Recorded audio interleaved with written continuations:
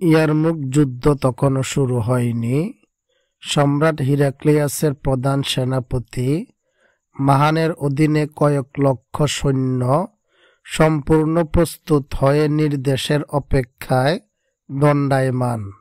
এমন সময় ময়দানের অপর প্রান্তে মুসলিম শিবিরে খবর এলো, রোমক সেনাপতি মাহান মুসলিম দূতের সাথে দেখা করতে চান। এই আহ্বান অনুসারে মুসলিম বাহিনীর প্রধান সেনাপতি আবু ওবাইদার নির্দেশে খালিদ 100 অশ্বারোহী সৈন্য নিয়ে মাহানের শিবিরে যাবার জন্য প্রস্তুত হলেন। কয়েক লক্ষের বিশাল বাহিনীর মধ্য দিয়ে বীর দরফে খালিদ তার 100 জন সাথী সহ মাহানের দরবারে গিয়ে পৌঁছলেন।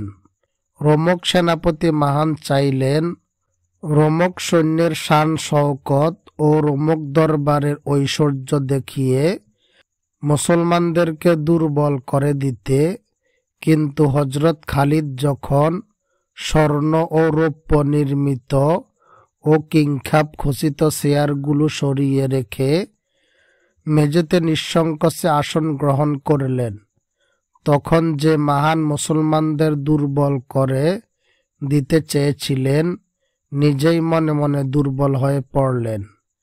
তারপর মাহানের সাথে খালিদের বিভিন্ন বিষয় নিয়ে অনেক তর্ক বিতর্ক হলো। মাহান একসময় বললেন, মুসলিম সৈন্যের প্রত্যেককে 100 দিনার, আবু ওবাইদাকে 300 দিনার এবং খলিফাকে 10,000 দিনার আমি দান করছি।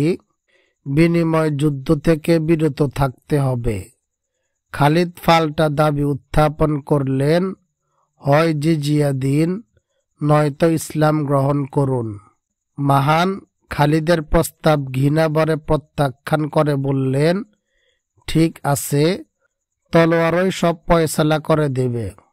উত্তরে খালিদ বললেন, যুদ্ধের বাসনা আপনাদের চেয়ে আমাদেরই বেশি এবং আমরা অবশ্যই আপনাদের পরাজিত করব, বন্দী করে খলিফার দরবারে হাজির করব। মাহান তেলে বেগুনে জ্বলে উঠলেন, ক্রুদ্ধ কণ্ঠে বললেন, দেখো তোমরা, এখনই তোমাদের সামনে তোমাদের 5 জন বন্দী বীরকে হত্যা করছি। সঙ্গে সঙ্গে খালিদ বলে উঠলেন, তুমি আমাদের মৃত্যুর ভয় দেখাচ্ছ, অথচ মৃত্যুই আমাদের কাম্য।